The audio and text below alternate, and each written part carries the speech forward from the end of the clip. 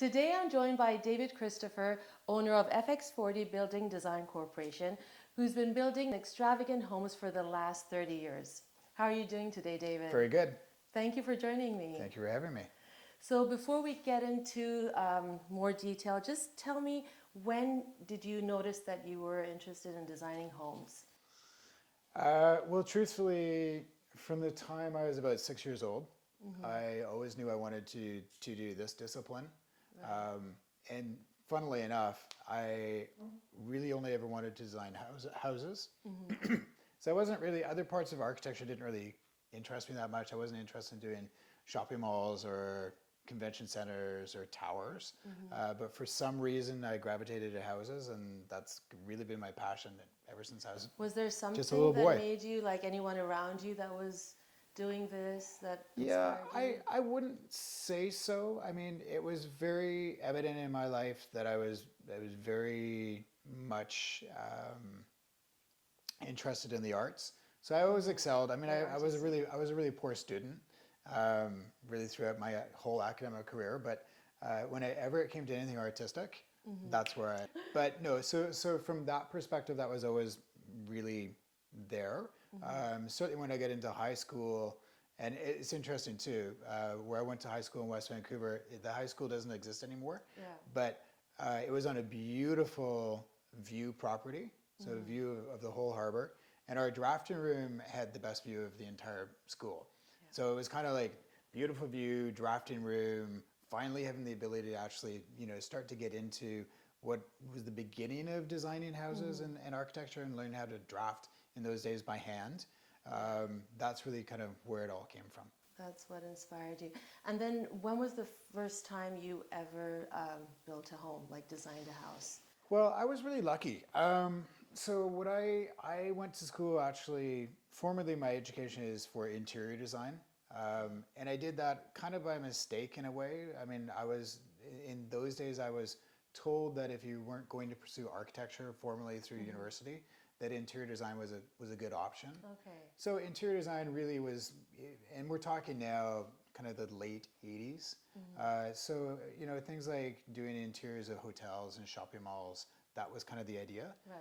And when I took the only program that was available in those days in Vancouver, everything I did, I really pushed it to the extreme of architecture. Like it was going to happen one way or another. Yeah, you wanted to have it. And when I went, my first job that I had was for a company in Richmond, and it was an interior design company. They did a lot of like soft interiors and drapery, but they also did proper interior design. But the part that I was actually hired for, interestingly enough, the owner was into developing houses. So she had bought a couple properties, and she was designing these homes to be built on a speculative basis. And so that's really my first project when I was 20 years old. Wow. Was go out to this piece of property, it was a half-acre property, and design a 5,000 or 6,000 square foot house. That's what she left me with, and I had no idea how to do it. I really didn't. And fortunately, it was her in-house contractor who really taught me everything about practical design of architecture, because I had Practical aspect of it. all the So practical that's where aspects, you learned it. all of it. I mean, I even remember him teaching me when I was doing a roof plan for that first house. And he's like, "No, that's not going to work. The water's all going to pool here."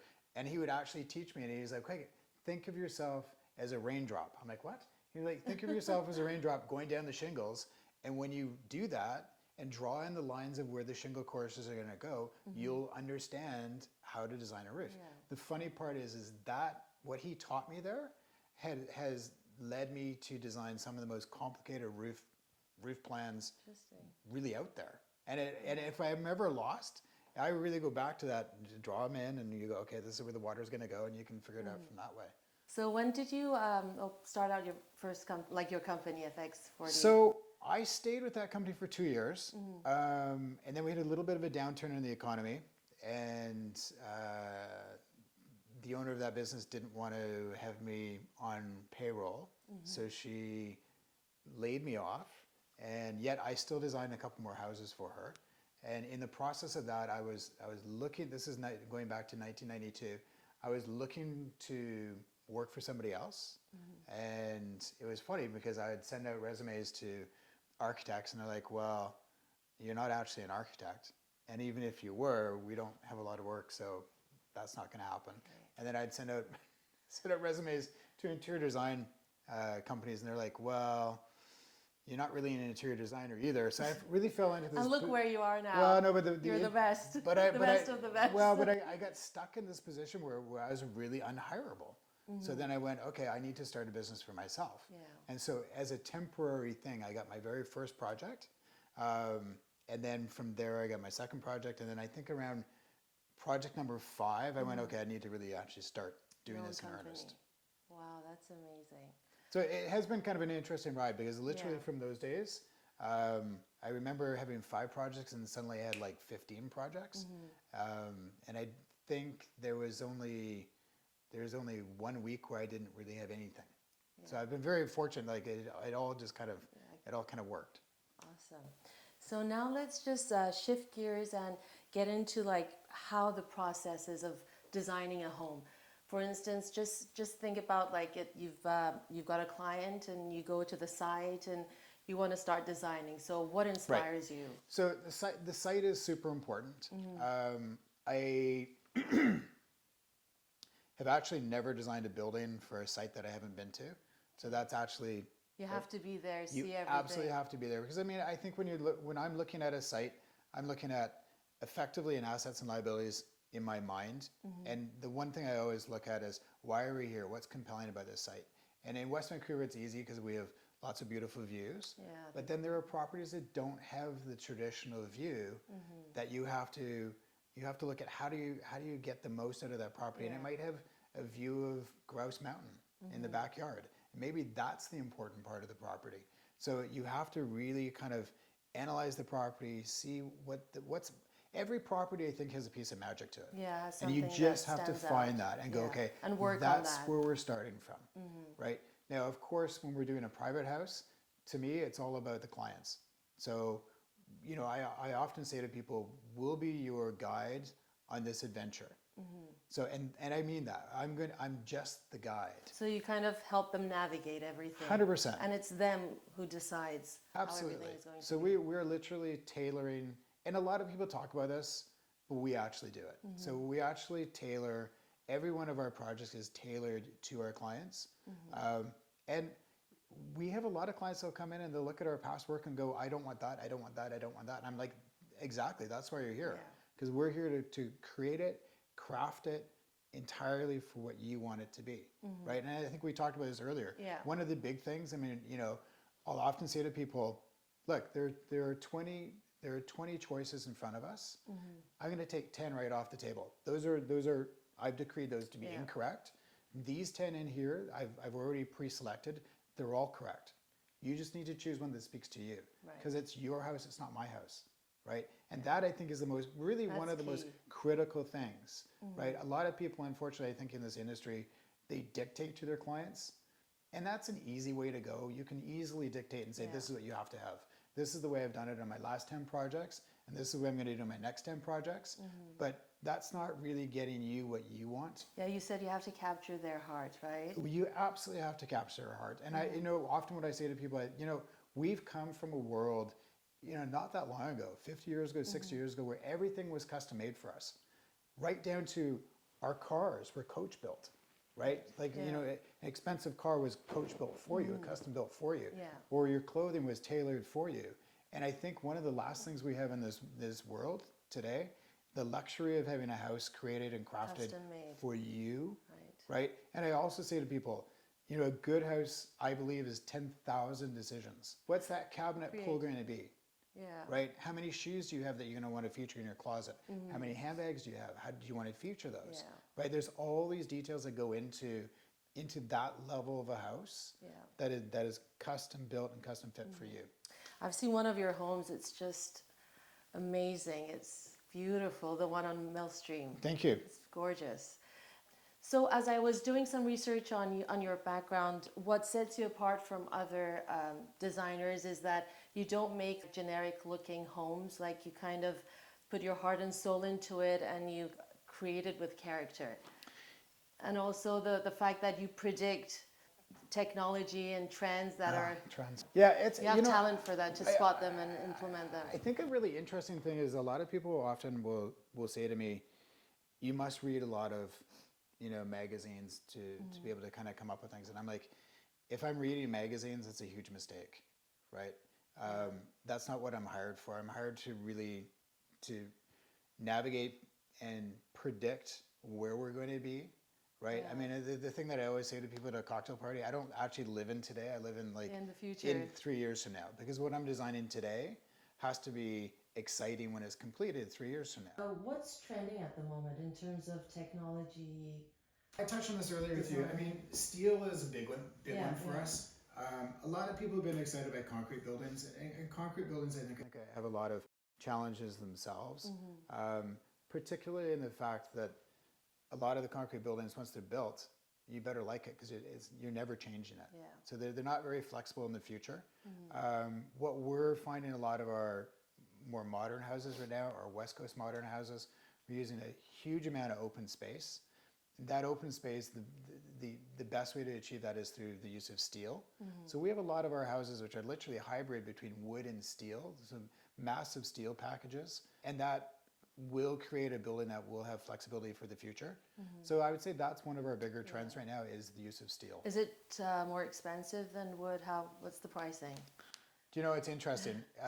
Yes, it's more expensive. I think if you actually really balance off the economics behind it and you realize the steel, I mean, from a construction perspective, is quite quick. So when you take that part out of it, I think you'll find it balances itself off. It's still going to be, it's still a luxury, clearly, versus just straight up wood framing. But I think the benefits outweigh what it can do for you. And in terms of fire, I guess it's much safer than Well, wood. I think fire is one thing, of course, but I mean, well, that's a bit more of a material choice of what you're doing on the outside of the house. And in a lot of cases, I mean, for the last 15 years, we've been using steel roofs anyway. So when you're using steel roof, that's going to be fireproof to begin with. And a lot of the sidings that we're using are we're paying attention to the fire retardancy or the fire resistance of that. I think one of the really interesting things, some of the buildings we're doing right now, there's so much steel, I don't know how anybody's ever going to tear these houses down.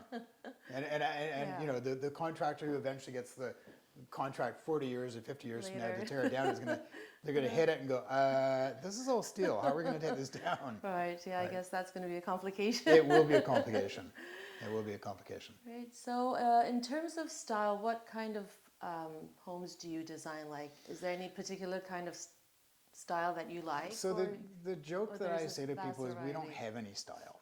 And I mean it from a perspective of, you know, I've created buildings over the last 32, 33 years of literally every, I think, conceivable possible style. And again, you know, I think I've told you before, you can go to our website and see our buildings. I mean, if you go to our Instagram account, it's far better because it's literally, you can just see thousands of pictures and it's everything there is what we've designed.